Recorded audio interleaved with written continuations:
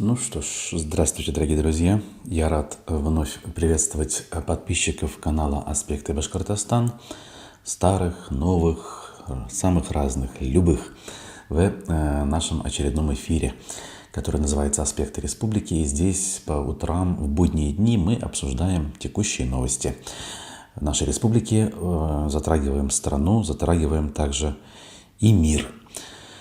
Это делаем мы совместно, потому что объять необъятное бывает непросто, но все-таки, я озвучиваю то, что посчитал важным или, по крайней мере, возможным для обсуждения. Далеко не все, конечно, получается важным. Ну а вы подсказываете, о чем бы еще хотелось поговорить, подкидывая, подбрасывая темы в чат нашей трансляции. Я надеюсь, что и сегодня чат у нас будет живым, и в процессе мы с вами сможем наш диалог, как говорится, развить максимально эффективно. Единственное, что смущает поначалу, это качество трансляции. Я вижу, есть проблемы с видеорядом. Со звуком вроде получше. И есть надежда, стало быть, что видеоряд тоже имеет шанс улучшится. У меня техника подводит, кодировка перегруженно пишет. Но это, наверное, после того, как мы заставку посмотрели. Я надеюсь, что в дальнейшем все это дело отвиснет, как говорят лузеры в компьютерном деле, и все будет нормально. Вы у нас в чате уже появляетесь, и вижу, что доброго утра желаете. Значит, так или иначе работаем. Доброе морозное утро желает нам традиционно Фируза. Действительно, в Башкортостане и на огромной территории России, почти на всей, установилась зимняя, очень холодная погода. И, в принципе, отголоски этих морозов, они доносятся и до нас. Здесь не в пример предыдущим годам действительно прохладно, зачастую минусовая температура стоит не только ночью, но и днем, если говорить про ясную погоду. Это, знаете ли, на 4-ю зиму я наблюдаю впервые. Давайте, впрочем, обо всем по порядку. Начнем с новостей. Самые свежие новости к данному часу, утренние. Прямо сейчас я озвучу. Итак, отдельно хочу отметить, что наша трансляция сегодня обеспечивается мною единолично, и именно поэтому есть кое-какие траблы с качеством картинки. Но зато качество звука, по-моему, в таких режимах у нас идет получше, потому что нет передачи через программы для переговоров, таких как Zoom, например. Итак, новостям. По информации местных властей, в результате атак российских дронов в Николаевской области пострадали 4 детей и сотрудник энергокомпании. В Запорожской области возник пожар, пострадавших нет. Оперштаб Краснодарского края сообщил о повреждении 7 частных домов и пожарах на 2 предприятиях в Славянске на Кубани из-за падения обломков беспилотников. 1 человек пострадал. По данным местных жителей и украинских изданий ОСИНТ-каналов, также подвергся атаке НПЗ. В Москве вновь уничтожили мемориальную доску Анны Политковской, установленную на доме на Лесной улице в Москве, где жила, работала и была убита журналистка «Новой газеты», сообщает телеграм-канал «Сота». По подсчетам «Эхо» это произошло уже в 6-й раз за неделю. По данным правозащитной организации «Форо Пенал», власти Венесуэлы освободили еще 104 политзаключенных. Всего, начиная с 8 января, правозащитники подтвердили освобождение 260 человек, в то время как исполняющая обязанности президента Делси Родригес заявила в пятницу, что из тюрем вышли 626 человек. Власти Китая подозревают генерал-полковника Джана Юся в коррупции и передаче США данных о ядерной программе КНР, сообщает Wall Street Journal со ссылкой на источники. О начале расследования в отношении Джана, который входил в число ближайших соратников Си Цзиньпина, заявило Министерство обороны Китая. Из-за мощного снегопада и аномальных морозов в США погибли как минимум 7 человек. Без электроснабжения остаются 860 тысяч домов. Отменены около 15 тысяч авиарейсов, сообщает NBC News.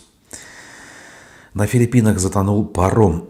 На борту находились 374 человека, сообщает Синьхуа со ссылкой на береговую охрану. Погибли не менее 15 человек, еще 28 остаются пропавшими без вести.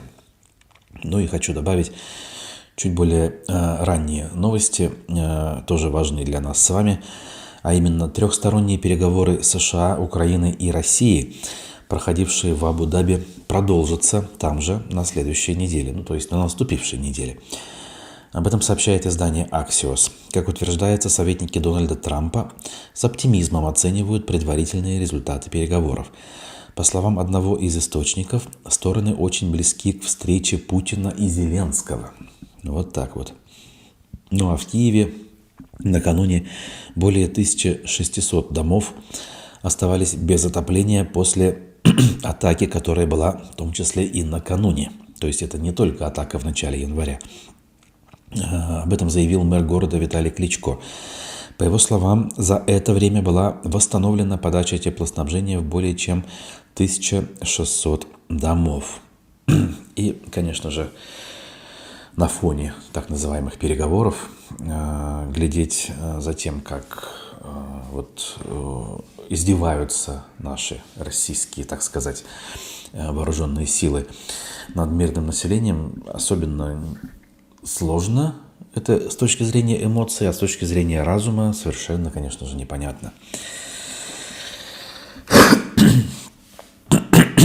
Ну, знаете ли, вспомним наших руководителей, некоторых из них особенно, да и вообще позицию государства, позицию строя по поводу того, какие ужасы страна перетерпела в годы Великой Отечественной войны.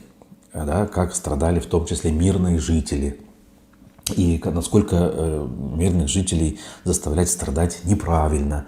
Нас так вроде учили в школе, да, и объясняли, например, на примерах каких-нибудь там деревень, да или городов крупных. Ленинграда, вспомним, блокаду. Нам приводили это как пример излишней жестокости, не имеющей ничего общего с военным делом. А здесь проходит время, и мы видим, как ровно те же самые способы давления на противника с помощью издевательства над мирными жителями практикуются буквально в самые такие, знаете ли, неприятные и холодные зимние дни. В общем, лицемерие в высшей степени. Хотя ждать чего-то человеческого от нашего режима, конечно же, мы давно не можем. С этим все понятно.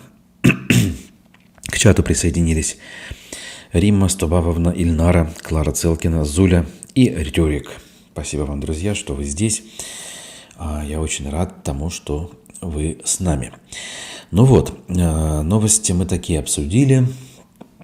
Также хочется вспомнить, что у нас прошлой неделе закончилась поздним пятничным эфиром.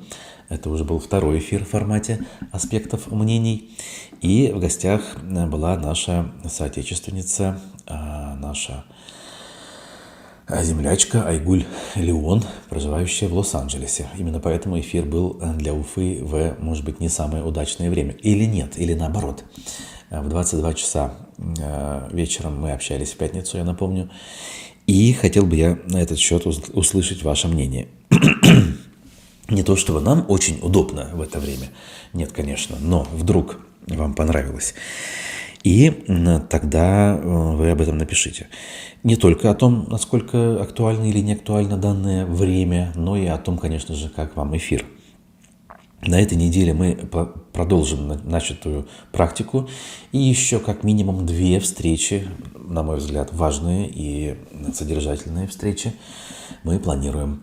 Поэтому, как принято говорить, следите за анонсами. Все будет у нас на канале, в Ютубе и, конечно же, в Телеграме заранее проанонсировано. А я попробую обратить внимание на повестку Башкортостана, что мы успели к этому утру узнать а именно узнать накануне. Действительно, морозы, об этом многие пишут, и не обходятся без эксцессов. Говорить о крупных коммунальных авариях не приходится, но о человеческой глупости говорить, конечно же, можно. И об этом надо говорить. Ну вот, например, как спасли горе рыбаков в Башкирии. Одни в ночь оказались в 30-градусный мороз вдалеке от людей. Зимняя рыбалка на Павловском водохранилище для 4 мужчин почти закончилась трагедией. У скал 12 апостолов у рыбаков сломалась мотособака, что бы это ни значило.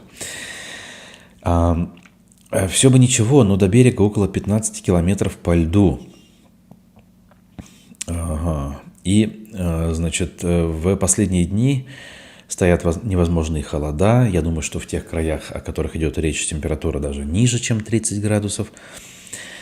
Так вот, на место происшествия выехали спасатели Госкомитета Башкортостана по ЧС. Оценив обстановку, они решили не рисковать и эвакуировать рыбаков с помощью судна на воздушной подушке. Всех 4 благополучно доставили до базы отдыха. Медицинская помощь им не понадобилась. В общем, в морозные дни в город-то выйти на улицу надо с осторожностью, да? Но тут люди, соответственно, повели себя совершенно легкомысленно. Не делайте так. Хотя, казалось бы, вот они спасатели, вот они под боком. Не всегда такое возможно. Ну, конечно же, это быт, это ничего серьезного. Зато вот ведомости пишут о важном. Еще о лицемерии. Пропаганда постоянно говорит, как в США чернокожих линчевали.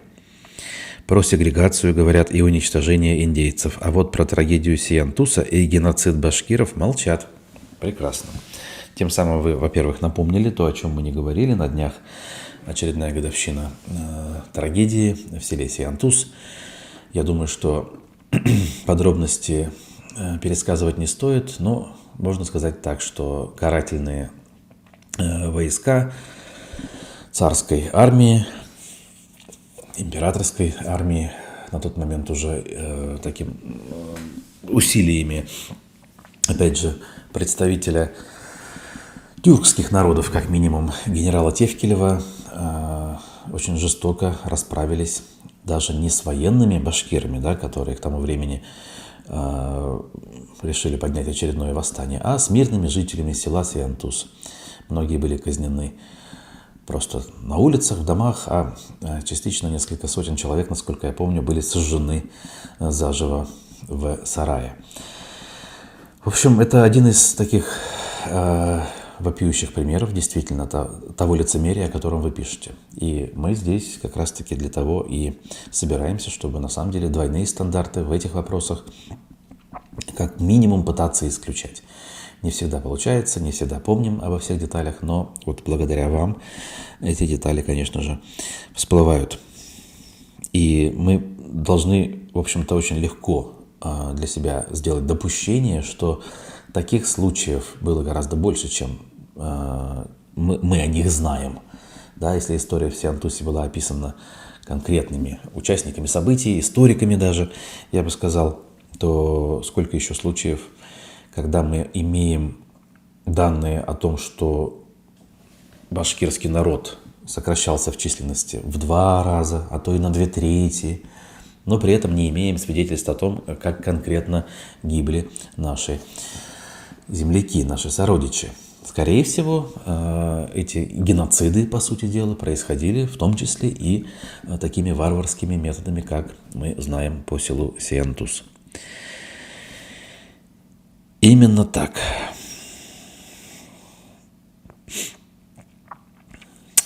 Ну что ж, эту тему, кстати говоря, и другие темы, я думаю, что мы сможем вспомнить на наступившей неделе в тех самых эфирах, о которых я вам сказал в плане анонсов. Такой вот намек на тему того, кто же окажется нашими гостями.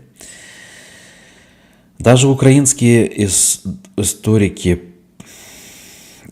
или украинский историк Палий и блогер Попик вспоминали на днях о сиантузской трагедии. Ух ты, ничего себе. Я смотрю, вы в курсе всех, ну не всех, наверное, но очень многих источников. Знаете, у меня, например, не хватает ресурсов, в том числе смотреть за украинскими каналами. Тем более за какими-то... Ну, мне первый раз попались именно этих блогеров. Я ничего не хочу сказать, что это плохо и неправильно. Нет, просто в некотором роде завидую, что хватает сил и времени на это. Вот. Если и слышу украинских спикеров, то это вот те, кто приходит к Плющеву на брекфаст-шоу, пожалуй. Ну и, в общем-то, все. Но это не мешает понимать, что происходит, и сочувствовать, разумеется. Тем временем, я хоть и сказал, что вроде как коммунальные аварии у нас отсутствуют, но нет ничего идеального. Да что ж такое? Вот смотрите, прокуратура озадачилась тем, что у нас в школах, знаете ли, есть проблемы с холодными кабинетами. Значит, оказывается, люди жаловались на недостаточное отопление. И прокуратура начала проверку. Да что ж ты будешь делать? Столько рекламы всплывающей. Что интересно, открываешь сайт Пруфы, а реклама для, так сказать, нас. Реклама с таргетингом на жителей Германии, но на русском языке. Реклама такого рода. Ускоренная выдача российского гражданства и так далее, и так далее. Постоянно эта реклама у нас. Значит, также в некий Доброград приглашают переселиться. Это какой-то новый городок, там где-то Подмосковье строится. В общем, пропаганда в этом смысле не только на уши капает, но и буквально, знаете ли, работают с людьми. Действительно, несколько сотен жителей Германии, по официальным данным, переехали ведь в Россию. Как правило, это, конечно, те самые поздние переселенцы, так называемые русские немцы и их дети. Вот, но как бы ни было, это показатель. Хотя, в общем-то, этим людям, наверное, туда и дорога. Зачастую они все ментально остались где-то там, даже не в России, а в Советском Союзе. И здесь они никак не интегрированы. Уж, может быть, я слишком самоуверен, но мы, которым там без году неделя здесь, и языков толком не знаем, и то гораздо более интегрированы, лояльны происходящим здесь процессом. Но это я отвлекся. Так вот, в надзорном ведомстве сообщили, что проверки идут в Илишевском районе, например. Хотя что-то я сомневаюсь, что в других районах, в школах сельских все хорошо с отоплением. Но так или иначе, вот, внимание обратили.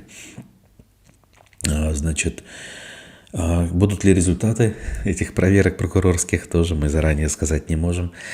Будем лишь надеяться, что дети не замерзнут. Хайырли Рита пишет, присоединившийся к нам Газинур Хасанов, Зур Ахметов, за то, что пишете. Это очень важно. Так, помните мужчину, который сбросил с 4-го этажа дочь? И мы говорили об этом как о очередной трагедии, правда, опять же, бытового характера. Так вот, его признали невменяемым, оказывается. Такое заключение вынесли специалисты по итогам судебно-медицинской экспертизы. Теперь мужчину ждет суд, который с большей долей вероятности вместо колонии отправит его на принудительное лечение. Его дочь, которую спасли уфимские и московские врачи, продолжает восстанавливаться после произошедшего. Вот такая история. 34-летний Андрей, оказывается, данный мужчина. Будем надеяться, что с девочкой и дальше все будет в порядке. Но хочется, конечно же, понять глубину трагедии. А что же все-таки с мужчиной произошло? Как давно он находился в таком неадекватном состоянии? Почему об этом никто не знал? Не было соответствующего контроля от органов опеки, в частности, да? Неравнодушие или, наоборот, равнодушие, конечно же, людей друг к другу, в данном случае тех же соседей, которые, по-моему, отзывались о нем как о позитивном персонаже. Все это дело, конечно, всплывает наружу в данной истории. Но, опять-таки, это особенности жизни, пожалуй, в любом обществе. Единственная разница нашего российского, уфимского общества от любого цивилизованного, это как раз-таки в том, что зачастую на беды людей, на трагедии, в том числе семейные трагедии, на бытовое насилие нет ни у кого никакого дела. Есть сакраментальная фраза: когда убьют, тогда и звоните. Помните, да?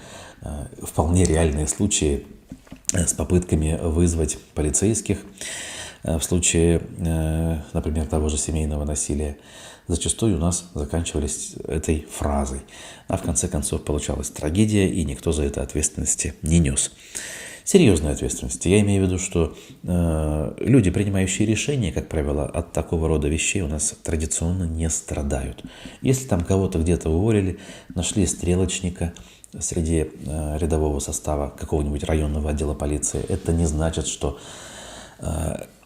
совершена реальная ответственность, да, понесена кем-то, и будут системные выводы сделаны. Нет, конечно. В таких случаях системные выводы никто не делает.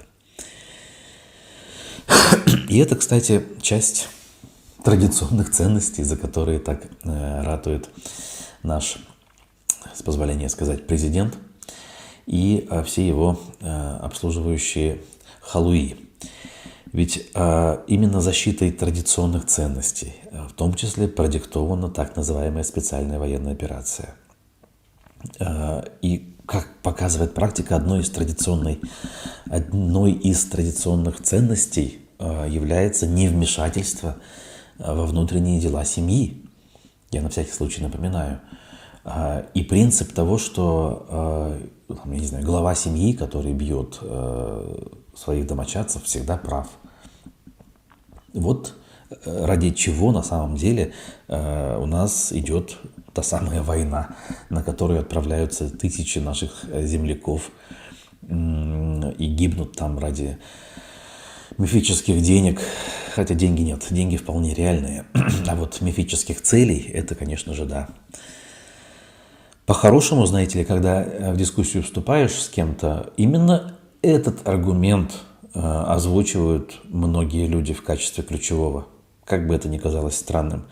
Более того, находятся и те среди наших соотечественников, которые, в принципе-то, власть критикуют, вот, и войну, в принципе, как таковую не очень одобряют.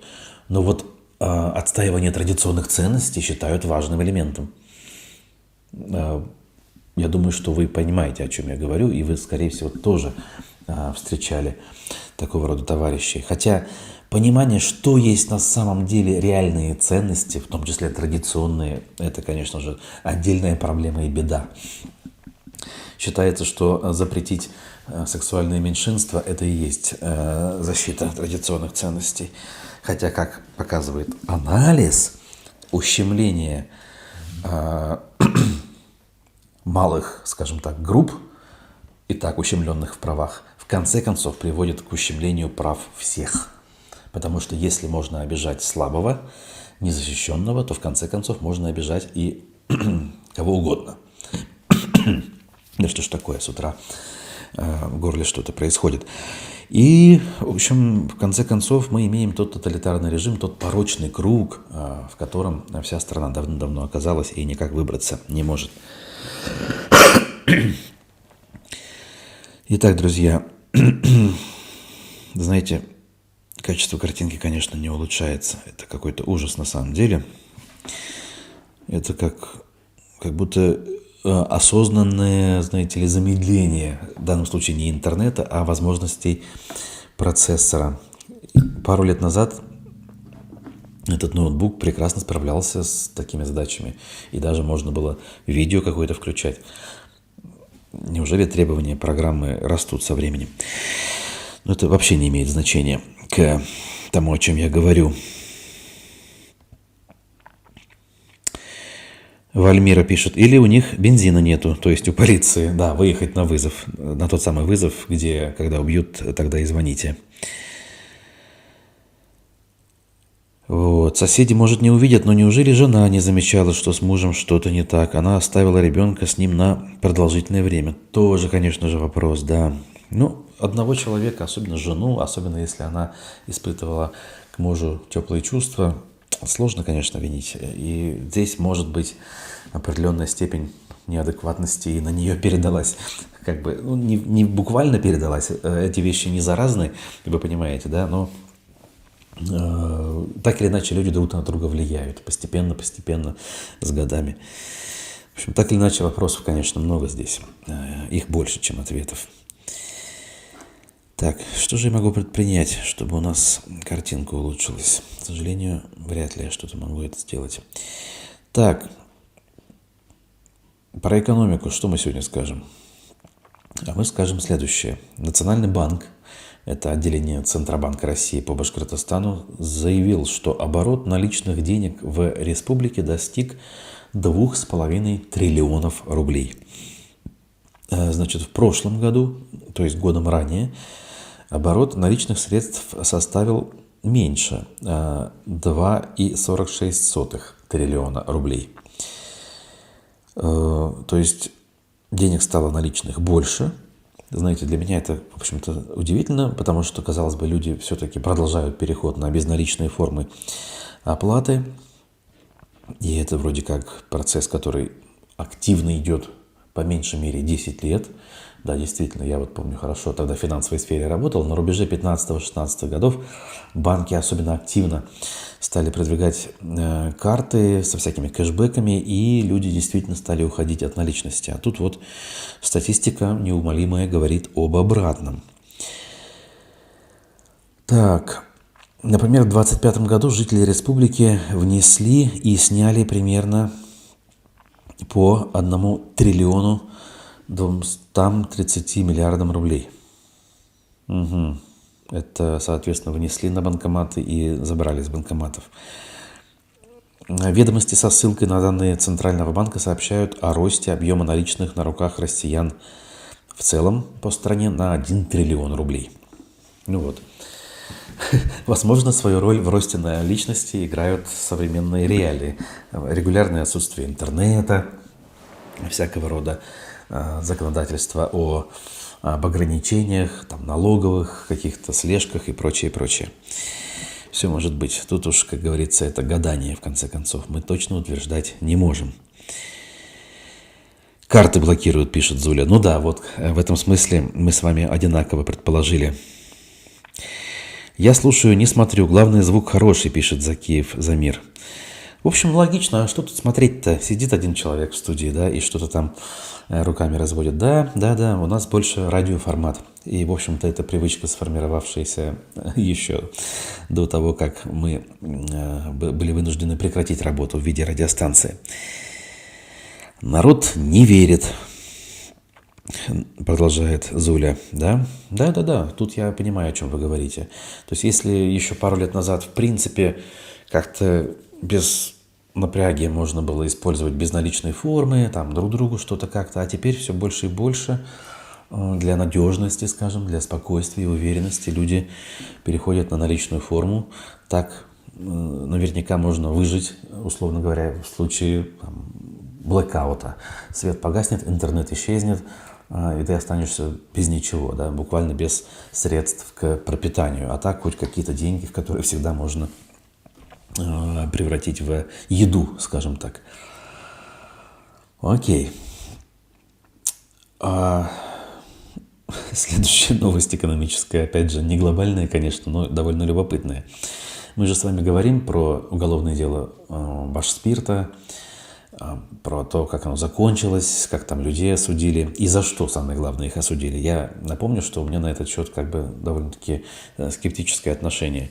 Не то, чтобы я считаю, что у нас там все белые и пушистые и коррупцией не замазаны, но то, за что судят, зачастую кажется не имеющим отношения к реальным преступлениям.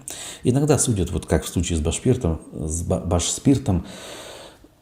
за обычные бизнес-процессы. Может быть, неэффективные, может быть, к этим бизнес-процессам есть вопросы, но за некачественное управление можно выговор объявить, я не знаю, премии лишить, уволить, в конце концов, можно менеджера. Но при чем здесь уголовное преследование, здесь мне непонятно. Так вот, несмотря на все эти проблемы, конкретный торговый дом «Башспирт» намерен открыть новый магазин вот в формате тех крутых магазинов, за которые, в общем-то, и осудили предыдущих руководителей. Помните, да? Магазин «Тантана» на Ленина Кирова арендовал. «Тантана» — это «Башспирт», соответственно, там это помещение отреставрированное. И вот типа там дорого платили аренду, и это неадекватная была аренда, и это невыгодно, и вот поэтому надо в тюрьму отправить руководство. Ну, фигня на самом деле полная. И вот, несмотря на то, что это раньше считалось преступлением, теперь что-то подобное, но даже еще более вычурное собираются развивать дальше новые руководители. Значит, открывают книжный бар «Вино и книги» на 50 посадочных мест на улице Цюрюпы. Тоже, видимо, в каких-то дорогих местах и зданиях. А ранее материнская компания торгового дома, акционерное общество «Башспирт», планировала выйти на рынок общественного питания. Но этим планам помешало уголовное дело. То есть это еще раньше было. Кино и немцы, уж извините за такой просторечивый выпад, да, в данном случае. Смешно и печально за этим наблюдать. Вот.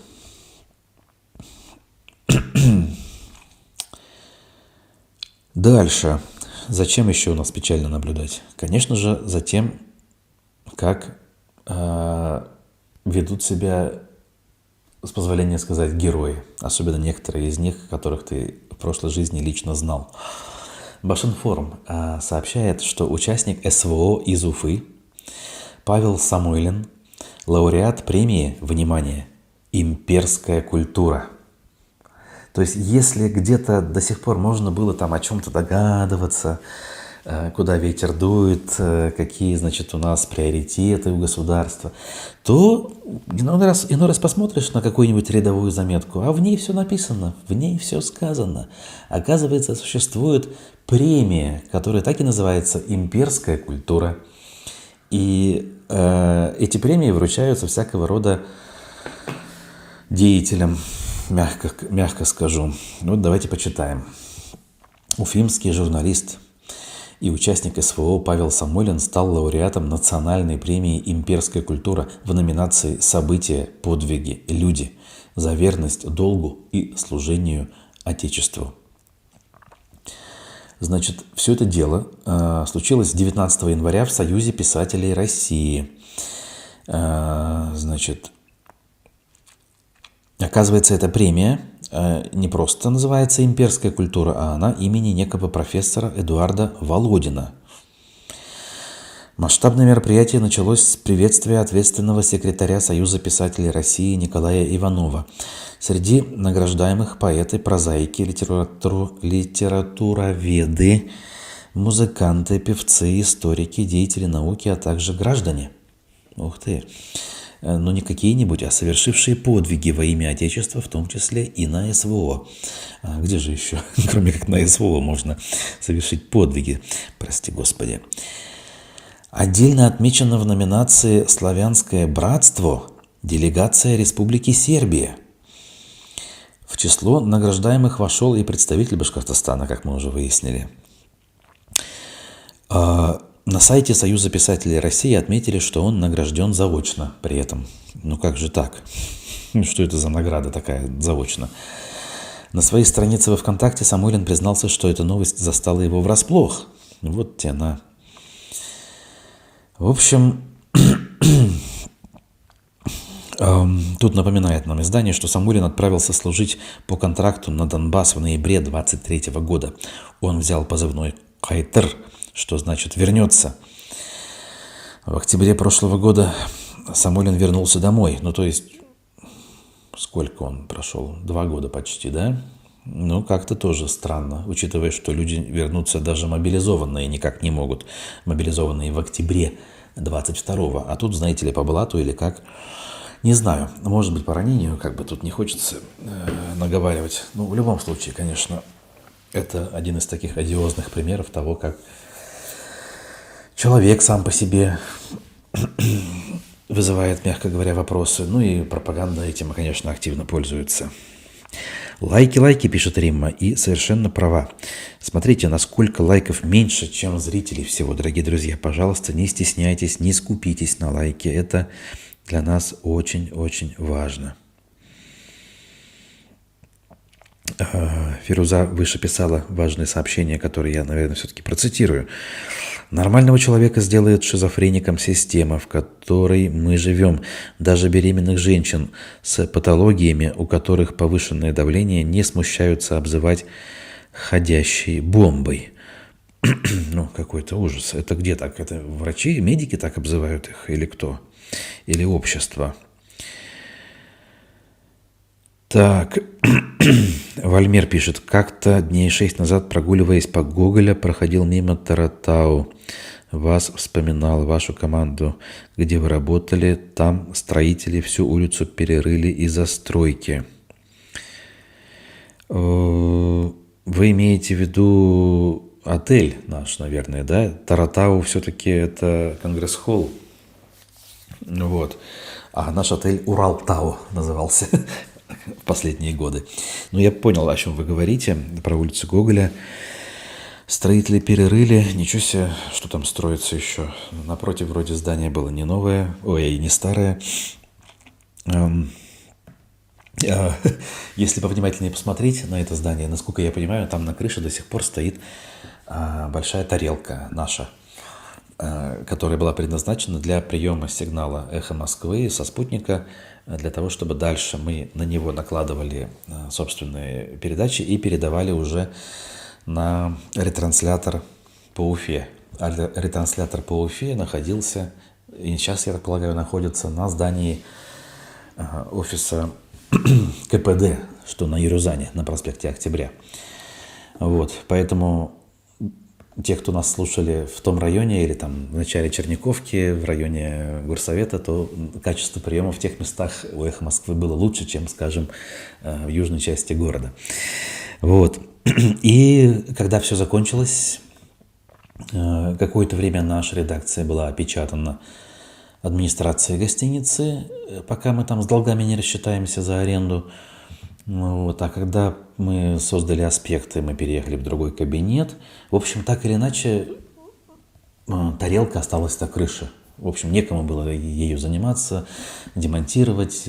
Хотя мы ее туда установили совсем незадолго до конца.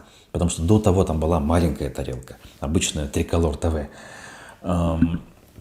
И она вечно переставала ловить сигнал. Там то снег, то дождь ей мешал, и мы пропадали из эфира. Настолько у нас все было на коленке создано.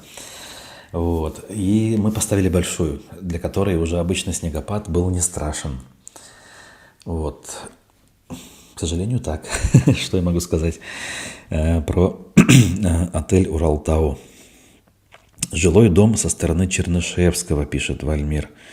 Ага, там старый фонд был, понятно. Видимо, что-то снесли, а еще и пустырь во дворе. Все понятно. Просить прощения не за что, Вальмир, дорогой. Перепутать очень легко. Тем более, если не бывать там часто. Ну что ж, новость про героя СВО у нас была последней, по крайней мере, в плане. Как обычно, в понедельник не очень густо. Но тут важно отметиться, показаться, что мы есть, работаем. Вот, и продолжаем свою деятельность. Как я уже говорил сегодня, следите за анонсами, мы ждем на этой неделе интервью. Местами, наверное, будут очень острыми, горячими, но в некотором роде мы продолжаем начатую работу, которую мы начали на прошлой неделе, в пятницу, например, с Айгуль Леон, с которой пообщались, по-моему, очень эмоционально и содержательно. Посмотрите, кто пропустил это интервью у нас на канале и в телеграм-канале также выложено. Вот. Вы прослушали фрагмент передачи «По волнам моей памяти». Именно так. Это иронизирует Вадим Беляков в чате трансляции. Интересно, могу сказать, у меня еще там есть ряд целых воспоминаний. Ну, например, от людей, конечно, фамилии которых называть неправильно, я знаю, что приказы об отключении электричества пару раз, когда в эфире ожидались очень важные и острые передачи. Так вот, приказы об отключении электричества в отеле поступали, сами знаете откуда. Вот. В итоге это кончалось тем, что интервью, которое должно было выйти только на аудиторию Уфы, оно выходило на федеральном сайте. Ну, замечательно, да? Работало это в обратную сторону. Вот. Много чего еще. Ну и выселение, в конце концов, аспектов оттуда. Это уже было без меня, правда. Но так или иначе, это тоже, конечно же, было сделано по указке. Возможно, не из Белого дома на этот раз, а из более компетентных, так сказать, органов. Вот. А так, в принципе, ребята были неплохими, как это часто бывает, да, в быту, в жизни, во взаимоотношениях человеческих. Все вполне себе вменяемые, ну, как все, многие. Вот. Спрашивает наш подписчик, как можно связаться с Айгуль Леон.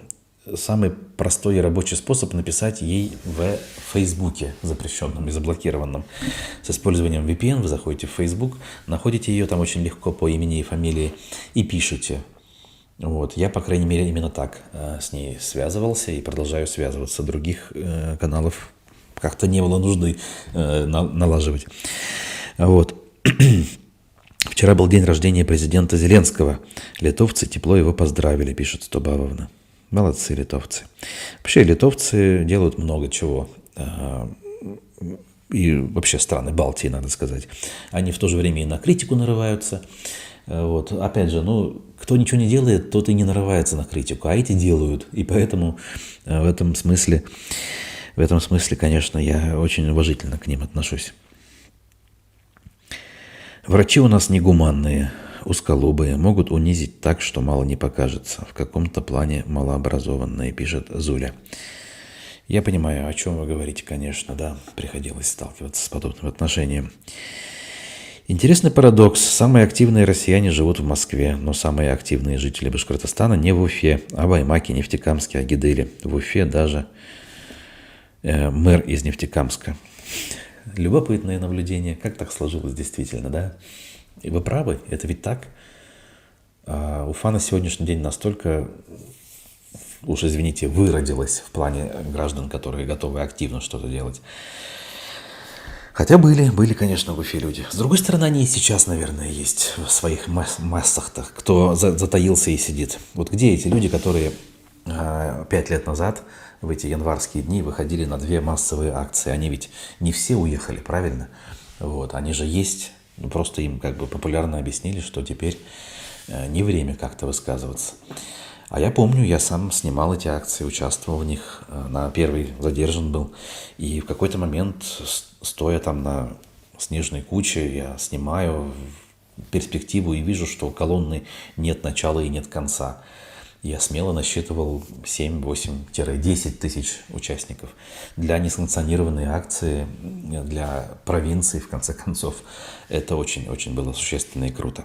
И, кстати говоря, Уфа тогда на втором митинге 30 января заняла 2-е печальное место по стране по количеству задержаний, уступив только Петербургу. Кстати, подробные видео тех событий у нас на канале есть, по-моему, в плейлисте разные, если не ошибаюсь. Можно вернуться воспоминаниями в январь 2021 года и посмотреть, как выглядели улицы Уфы. Довольно любопытное было мероприятие. Уфа проиграла борьбу за Кошкин лес на улице Зорги и прочее. Ну вот, именно так. А как же гражданский союз, пишет Владимир. Есть кое-какие признаки, да. Ну, давайте вспоминать и партия «Рассвет», наш дорогой Разиф Абдуллин там. Но много ли их? Много ли уже достигнуто и будет? Будем надеяться и верить. Но если в целом, мы же говорим о впечатлениях за большую такую перспективу, действительно, в целом, последние годы именно такая перспектива складывается. Впечатление такое. Так.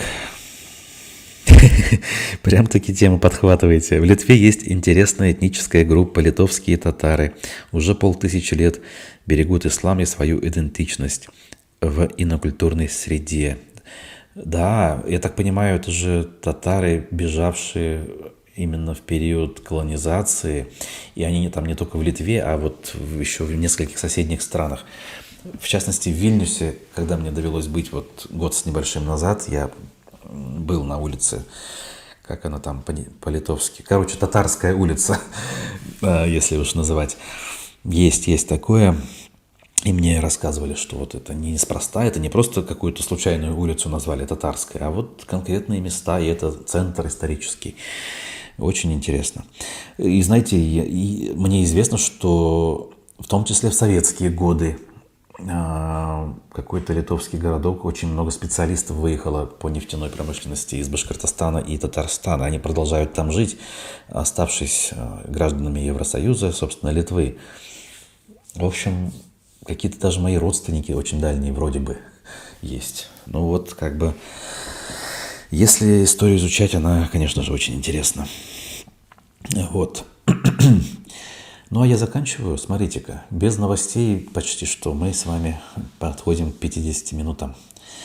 Поэтому все-таки надо закругляться. А вас почти 70 человек, друзья мои. Большое спасибо за внимание и активность. Не забудьте, пожалуйста, поставить лайк. Вот. А мы вернемся в эфир завтра, я надеюсь, уже в хорошем качестве. Ну, я, точнее, верю в это. И ждите в том числе интервью. Еще раз повторил. Хорошего всем дня и будьте здоровы. Всем пока.